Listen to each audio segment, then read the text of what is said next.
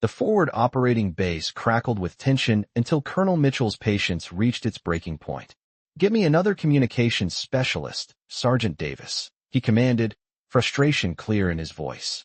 The unremarkable woman in standard fatigues sat quietly in the corner with her radio equipment when the enemy transmission system performed one action that changed everything. The effect was immediate. The intelligence officer's headset fell from his hands. Senior commanders froze at their monitoring stations and faces drained of color throughout the command center. No one had expected the enemy's encrypted chatter to go completely silent. No one had expected the quiet woman fixing routine equipment to control the entire battlefield's communications. No one had expected the truth. From which city in the world are you watching this video today? If this story captivated you, please consider subscribing. We share powerful stories of unsung heroes every week. The classified command center hummed with the constant buzz of radio equipment and urgent communications. Banks of monitors cast green light across focused faces, illuminating tactical displays dotted with red enemy positions and yellow communication signals. The air carried the scent of electronics and metal, mixed with the tension that came with monitoring enemy movements during active combat operations. It was 1,400 hours on what had begun as a critical afternoon shift at Forward Operating Base Delta 9, positioned 15 miles behind enemy lines. Radio Technician Second Class Elena Vasquez sat at her assigned repair station, deliberately unremarkable in her standard combat fatigues and regulation communication equipment. Her black hair was pulled back in a practical ponytail, no visible identification except for a basic service badge. Late 20s, with an observant face that spoke of technical expertise rather than military command. Her dark eyes moved constantly between circuit boards and monitoring frequencies, while her presence demanded nothing from the intensity around her. To a casual observer, she might have been any enlisted technician, a recent assignment from base communications perhaps, or another face in the endless rotation of support personnel. She occasionally made notes in a standard logbook, her handwriting neat and precise.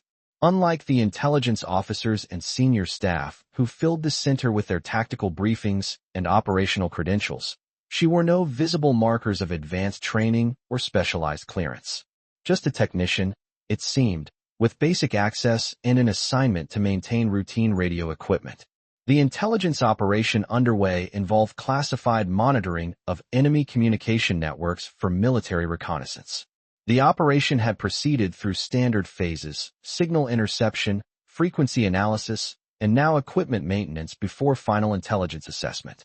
Communications Officer Reynolds, a veteran signals intelligence specialist with something to prove, managed the monitoring protocols with practiced efficiency, moving between workstations and checking status displays throughout the command floor.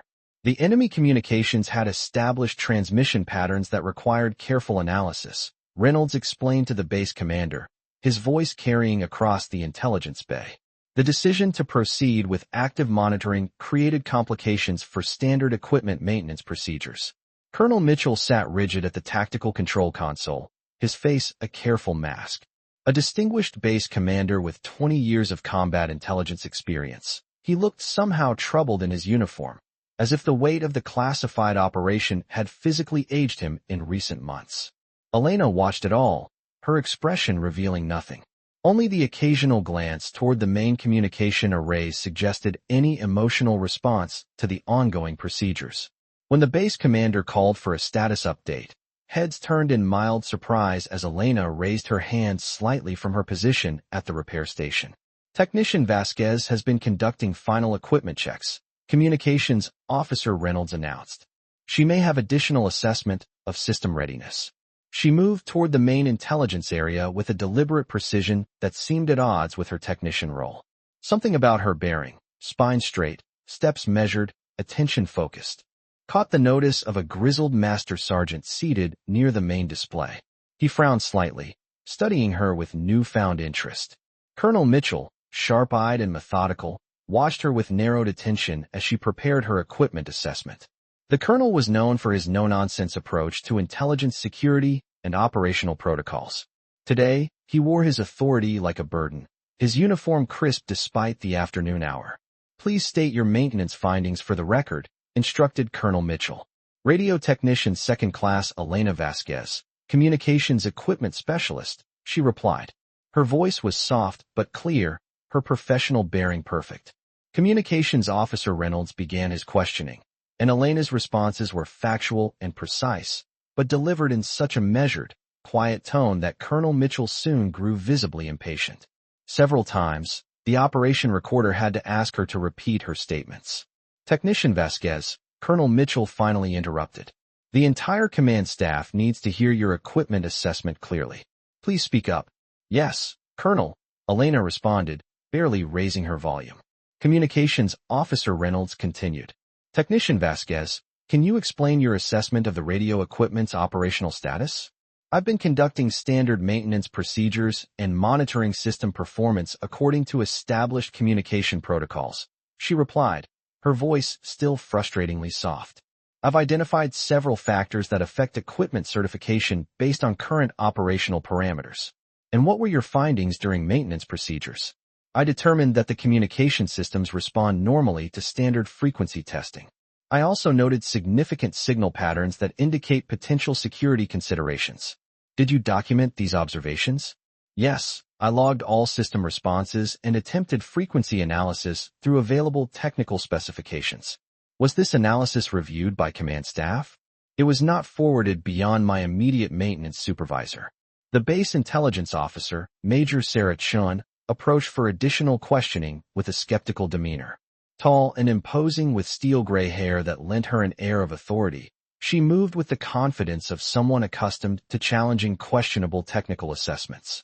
Technician Vasquez, what specific technical training qualifies you to analyze enemy communication security? I completed basic frequency monitoring during my communications certification program. And what level of security clearance? Her tone suggested the answer would confirm Vasquez's limitations. I maintain appropriate clearance levels for communications technician work. Elena responded evenly. Major Chin smiled thinly. Technician Vasquez, how could you possibly understand the complexities of enemy communication systems and intelligence protocols when you've been maintaining equipment for only 6 weeks? Something flickered across Colonel Mitchell's face. A brief shadow of recognition quickly suppressed. He studied Elena more intently now. Objection to characterization, Communications Officer Reynolds called out. Technician Vasquez's equipment assessments should be evaluated on merit. Sustained, Colonel Mitchell replied, his eyes never leaving Elena. Major Chin adjusted her approach. Let me rephrase. What specific experience do you have with enemy communication systems in intelligence environments? Elena paused before answering, her eyes briefly meeting those of the grizzled master sergeant near the main display. My background includes some practical application of frequency analysis, she said carefully. Could you be more specific? That information involves previous assignments that may not be relevant to current maintenance requirements. Major Chin looked to the base commander. Colonel, if the technician lacks relevant experience with enemy systems, her equipment assessments should be considered accordingly. I'll allow the line of questioning, Colonel Mitchell ruled. Technician Vasquez, please provide more detail about your relevant experience. Elena's expression remained neutral. My previous communications experience involves classified signal operations. How convenient, Major Chin remarked dryly. So we're expected to trust your technical assessments without knowing your actual qualifications to evaluate enemy communication systems? I'm reporting on equipment observations I made using established maintenance protocols. As the questioning continued, Elena responded with increasingly precise details about radio technology, frequency analysis, and signal intelligence that made several technical officers in the center exchange glances. She referenced specific communication configurations, encryption methods, and monitoring procedures that seemed beyond the knowledge base of a standard equipment technician.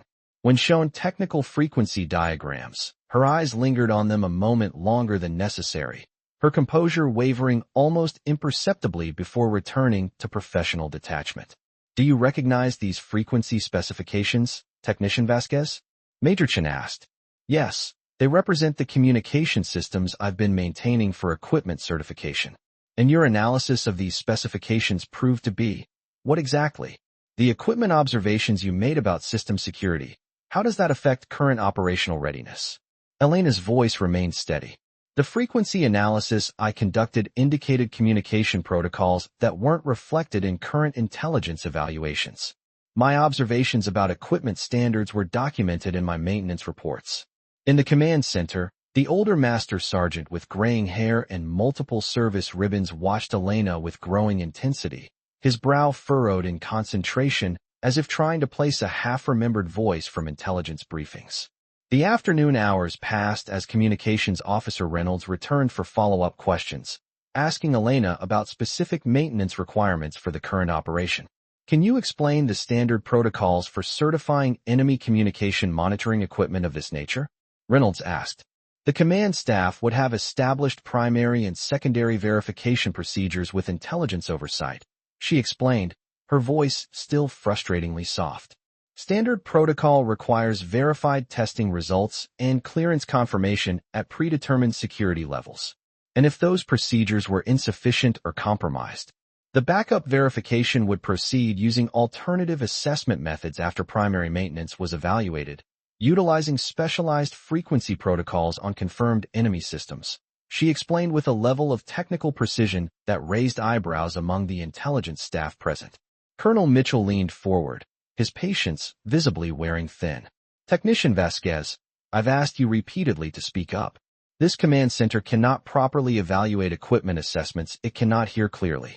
I apologize, Colonel, Elena replied, her volume barely increasing.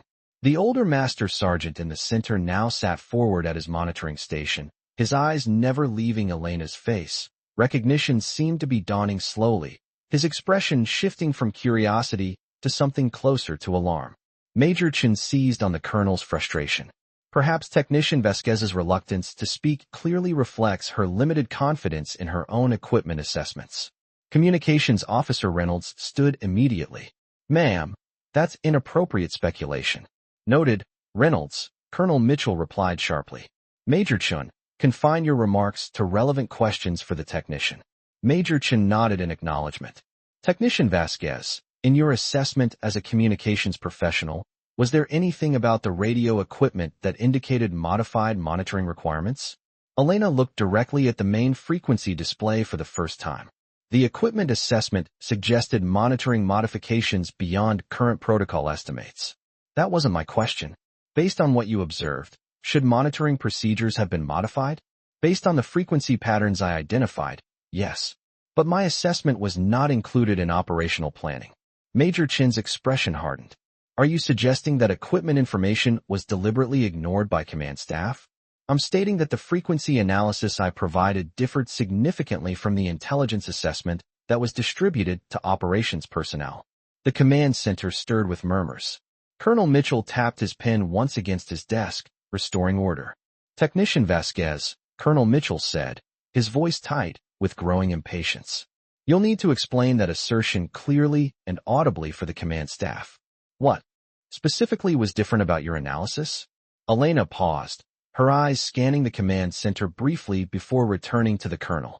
When she spoke, her voice remained soft, forcing everyone to lean forward to hear. My frequency analysis indicated that the enemy communication protocols included signal features using encryption normally reserved for special operations networks.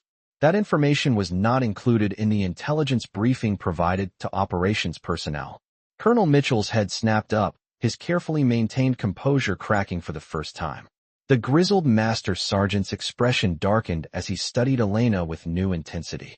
Technician Vasquez, Colonel Mitchell said firmly, frustration evident in his tone. This is the final time I will ask you to speak louder. The entire command staff must be able to hear equipment assessments accurately. Elena looked directly at Colonel Mitchell.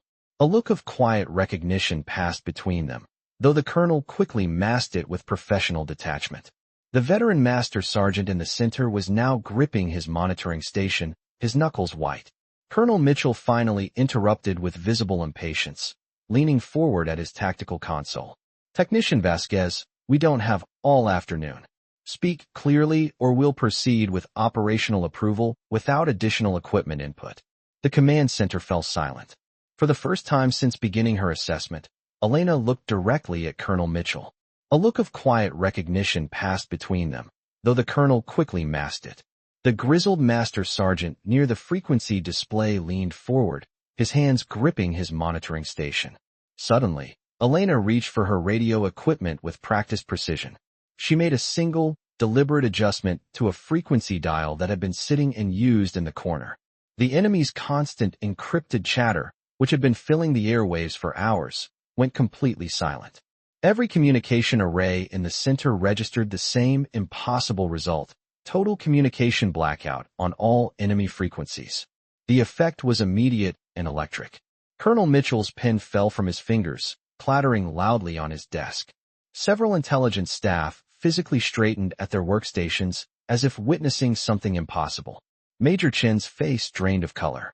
The grizzled master sergeant near the frequency display stood up involuntarily, then slowly sat back down. Complete silence fell over the command center as recognition dawned across various faces. Some looked confused, others shocked, and a few, those who understood the significance of what they had just witnessed, appeared stricken. Elena continued in her normal soft voice, but now everyone was straining to hear. That frequency adjustment accessed a master jamming protocol I developed for Operation Silent Strike 4 years ago. I was also the chief communications analyst attached to Project Blackout, which Colonel Mitchell personally commanded 3 years before today's operation began. She methodically produced a worn, waterproof equipment case from her cargo pocket and held it up for the command staff to see. This contains classified development records from Project Blackout, not the sanitized reports filed with military intelligence. These enemy communication systems aren't just monitoring targets. They're based on technology one designed before my operation was terminated and my clearance was officially revoked. Colonel Mitchell attempted to call for order, but found his voice failing him. Technician Vasquez, this is highly irregular procedure for operational assessment. My operation team and I were declared casualties of a security breach during Project Blackout. Elena continued calmly. I was the only survivor. I've spent 3 years working under assumed identity and waiting for another operation to utilize the same technology, not for personal reasons, but to prevent other personnel from being endangered by compromised intelligence protocols. A younger intelligence technician near the frequency terminals looked up in confusion. This is impossible. Lead analyst Vasquez died in a classified security incident. I processed personnel casualty reports myself. The grizzled master sergeant turned to address him. Stay at your station, Lieutenant, he said quietly. Look at what just happened to enemy communications. Dead personnel don't jam entire networks. Elena opened her equipment case to reveal development blueprints, security clearances, and classified documentation. My team was eliminated because we discovered General Marcus Webb was facilitating technology transfers to enemy intelligence services through a network of compromised military contractors, the same network that provided the false security specifications leading to my team's destruction. The command center erupted into controlled chaos. Colonel Mitchell tapped his pen repeatedly on his desk, finally restoring some semblance of order. His face had lost all color, and his hand trembled visibly. This command center will pause current operations for 30 minutes, he declared, his voice unsteady. But before anyone could move, Elena spoke again.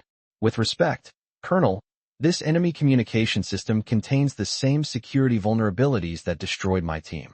I've waited 3 years to speak. But current operations are proceeding with compromised technology that could endanger national security. Colonel Mitchell slowly leaned back in his chair, his authority visibly shaken. He nodded once, a gesture of reluctant permission. Project Blackout was classified above top secret, Elena continued. Our mission was to develop jamming systems that could operate without risk of enemy counterdetection. We created frequency protocols and jamming measures that represented the most advanced communication warfare technology available. What we discovered was that General Webb was providing our development specifications to enemy intelligence agencies through a sophisticated espionage operation with technical records linking directly to hostile governments. She turned her equipment case and removed an encrypted data chip. This contains frequency blueprints, jamming algorithms, and communication protocols. We transmitted this evidence before we were compromised. That transmission was intercepted and our forward base was destroyed. Our team was left to die. Major Chen stood, her voice hollow. I received direct confirmation from General Webb that Blackout team had been confirmed Kia. The operation was terminated due to security breach circumstances. We weren't dead, Elena said simply. We were very much alive and calling for immediate evacuation. I heard your voice on the command frequency, Major Chun. You sounded confused, but you relayed the termination order. Communications Officer Reynolds approached Elena cautiously. Lead Analyst Vasquez, if what you're saying is true, how did you survive? And why assume a false identity for 3 years? Elena's composure never wavered as the center remained in operational suspension. I survived because I was separated from my team during the final assault on our base. I was wounded, unconscious, presumed dead along with the others. Military contractors found me and kept me hidden while I recovered. By the time I was functional again, the official story was established. My team was dead, the operation had been compromised, and General Webb had been promoted to advanced intelligence oversight. She looked around the command center, meeting the eyes of several senior staff members. I needed time to gather evidence that couldn't be easily buried again. I needed to understand who knew about the technology transfers and who was simply following compromised orders. Most importantly, I needed to make sure no other personnel would die because of the same security failures that destroyed my team. The grizzled Master Sergeant approached the Central Operations Area. Colonel, request permission to address the command staff. I am Master Sergeant Tom Bradley, retired Special Operations. I was the communications liaison for the Blackout operation. He turned to face Elena. Lead Analyst Vasquez was one of the finest communications specialists I ever worked with. If she says her team was betrayed, I believe her without question. Major Chin interjected. This is all highly dramatic, but it has no direct bearing on current intelligence operations. Enemy monitoring proceeds according to established security protocols, not some conspiracy from years ago. They're connected, Elena replied as the enemy frequencies remained completely silent. The technology being monitored here includes the same security vulnerabilities from Blackout that enemy intelligence agencies exploited. Current operations are proceeding with compromised specifications. History repeating itself. Different operation, same betrayal. Same source. She pulled another document from her equipment case. This is an operations summary showing that my team reported security vulnerabilities directly to General Webb 6 times before our base was destroyed. We were told explicitly that questioning security protocols would compromise critical intelligence programs. We weren't being paranoid. We were trying to protect national security. Colonel Mitchell studied the document, his operational leadership demeanor cracking further. These security reports weren't included in the intelligence briefing I received for today's operation evaluation. Because they were deliberately removed, Elena said, just like current security assessments are being modified to hide ongoing technology transfers. And just like the evidence was removed from Project Blackout after my team was eliminated. The command center had grown absolutely still with the enemy communications remaining silent. Every person present was aware they were witnessing something extraordinary. Even the intelligence technicians had stopped their routine monitoring, staring at Elena with undisguised astonishment. Communications Officer Reynolds approached the tactical console. Colonel, in light of this new intelligence, I recommend immediate review of enemy monitoring security and potentially suspending current operations pending security assessment. Colonel Mitchell nodded absently, his attention still fixed on Elena as the center remained operationally suspended. Granted, all intelligence operations will implement enhanced security protocols immediately. He paused, then added, Lead Analyst Vasquez will remain under protective custody until these matters are resolved. As staff began coordinating the operational changes, Elena spoke again. There's something else you should know, Colonel. She removed a final document from her equipment case. This is the original authorization for Project Blackout with your signature from when you served as Operations Commander. And this, she produced another paper, is the termination order that condemned my team. The authorizing signatures don't match. Colonel Mitchell took both documents with trembling hands. Someone forged my signature on the termination order, he whispered, shock evident in his voice. Yes, Elena confirmed. You've been carrying responsibility for a decision you never made. The termination order came directly from General Webb's office. The retired Master Sergeant Bradley moved closer. I always questioned why you would terminate that communications research, Mitchell. It didn't align with anything I knew about your operational integrity. Colonel Mitchell looked up, visible emotion crossing his face. I've spent 3 years believing I made a call that ended crucial intelligence work and contributed to my team's death. I authorized the operational liaison, but I never authorized abandoning them to die. The center communications crackled, and a team of military investigators appeared at the sealed entrance, led by a stern-faced senior agent. What is the meaning of this operational suspension and total enemy communication blackout? The agent demanded through the intercom. Colonel Mitchell, I'm Agent Rebecca Stone from the Military Criminal Investigative Service. We received an anonymous intelligence package yesterday containing evidence of serious breaches of national security involving General Webb and technology transfers. I understand there may be connected evidence being reported in this command center. Elena smiled faintly as the operations remained suspended. Right on schedule, she murmured. Agent Stone's voice came through the intercom.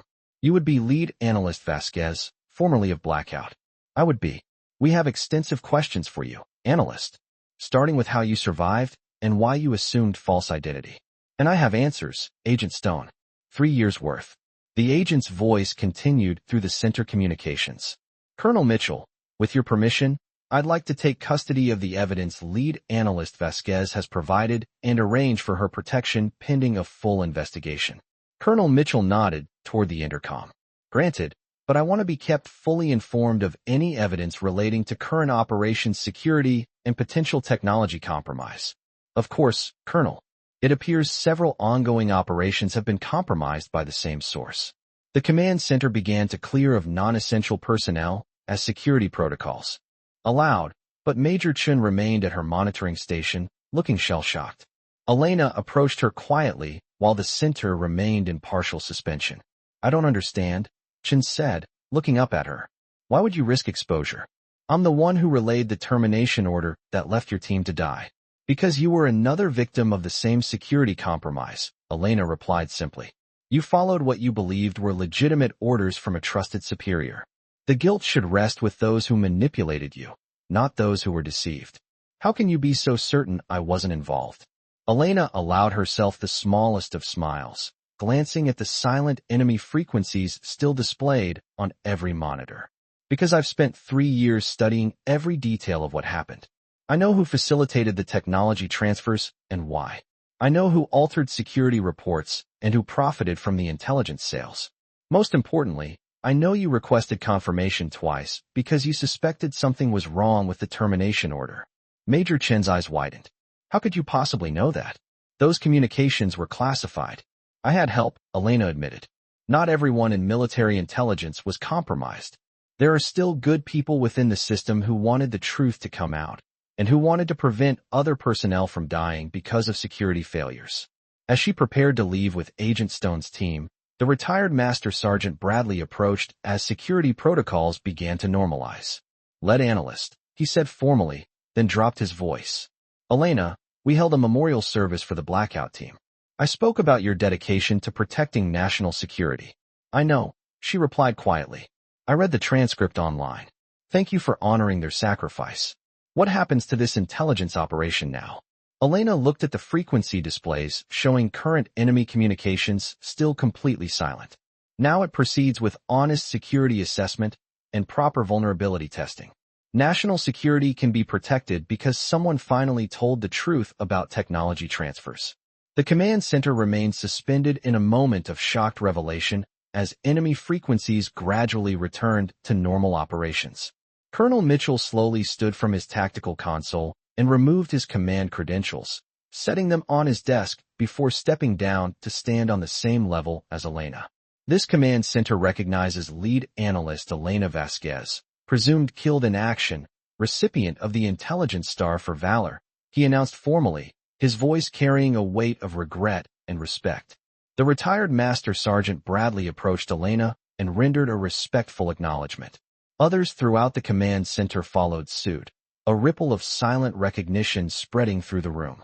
Intelligence personnel who had moments ago regarded her with skepticism now stood in acknowledgement, honoring a fellow analyst whose integrity had cost her everything. Major Chun, visibly shaken, stood to address Elena directly. I never knew who actually gave that termination order. I've been carrying this responsibility for 3 years, believing I contributed to ending important intelligence work. I know, Elena replied. Your voice on the command frequency that day. I heard your confusion. You questioned the order. Twice, Chen confirmed, her voice breaking slightly. They told me I was risking national security by questioning administrative decisions, that the security concerns had been addressed through other channels. Colonel Mitchell's professional demeanor cracked as he turned to face the command staff. I authorized Project Blackout liaison based on communications intelligence research that indicated critical national defense applications. I did not authorize the termination order that ended the operation. The signature was forged. You've been living with responsibility that was never yours to bear, Elena confirmed. General Webb used your operational authority to cover his own technology transfer activities. Agent Stone's team finally gained entry as security protocols normalized. Colonel Mitchell, I'd like to request a formal suspension of current intelligence operations while we secure this evidence and establish proper protocols for what happens next. This has implications for multiple ongoing operations and potentially dozens of personnel. Colonel Mitchell nodded. Current operations will continue with enhanced security protocols, but all enemy monitoring will be immediately reviewed for potential compromise. He paused. Major Chun, in light of the evidence presented, you are relieved of any responsibility for the blackout incident pending complete review of the circumstances. As military investigators began securing the command center and escorting people to debriefing areas, Elena opened her equipment case and carefully displayed photographs showing General Webb meeting with known enemy intelligence contacts and military contractors. This was never about recognition, she said softly, addressing the center at large. It was about preventing other personnel from dying because of security compromise, and about making sure military intelligence serves American interests rather than enemy intelligence agencies. As she descended from the operations area, her shadow stretched long behind her across the center floor. The shadow of a communications analyst standing at attention rather than a radio technician checking equipment. For a moment, she paused to look back at the frequency displays showing current intelligence operations. The command staff was coordinating with proper security information for the first time in years. Colonel Mitchell was directing operations with restored confidence in his communications systems. Major Chun was working to identify other potentially compromised intelligence. Master Sergeant Bradley watched her from near the tactical console, his face reflecting a complex mix of pride and determination. Elena gave him a small nod before continuing toward the exit with Agent Stone's team. Her mission wasn't quite complete. There would be extensive debriefings, military investigations, and probably congressional oversight. The full scope of the technology transfers would need to be exposed, and those responsible held accountable at every level. But the most important part was accomplished. The truth was out, and personnel could once again trust that their intelligence systems were working to protect national interests rather than serve enemy intelligence agencies. As she reached the command center exit, a military escort approached.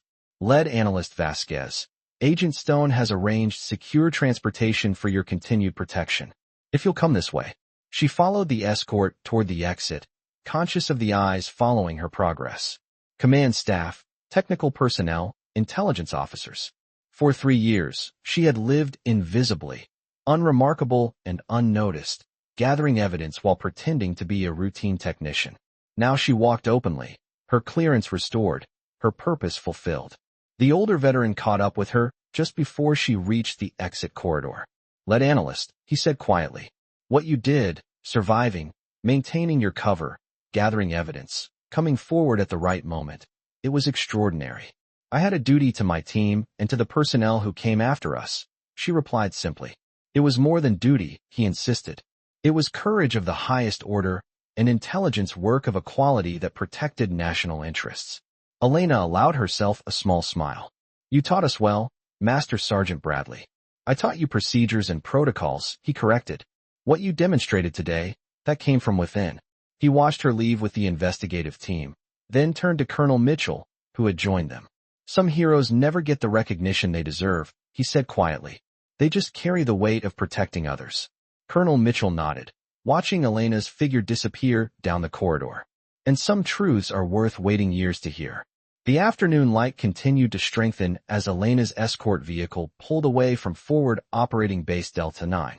Behind her, the command center buzzed with renewed purpose as intelligence operations moved forward with proper security protocols and adequate vulnerability assessment procedures. The command staff worked with restored confidence, knowing their operations would proceed without enemy intelligence interference. Ahead lay the challenge of ensuring complete justice was served and that the full scope of the technology transfer network was exposed and dismantled. But for now, in this moment between what was hidden and what would be revealed, the simple act of speaking truth had transformed a routine equipment check into something profound. The power of one analyst's quiet determination to honor fallen comrades and protect national security, even when it meant sacrificing years of her career to gather the evidence necessary to expose betrayal that powerful forces had tried to maintain forever. As her vehicle reached the main gate, Elena's radio crackled with an update from the command center. All security protocols have been restored to maximum classification. Investigation proceeding with full military oversight. Elena closed her eyes and smiled for the first time in 3 years, knowing that this time, national security would be protected by honest intelligence rather than compromised by enemy operations.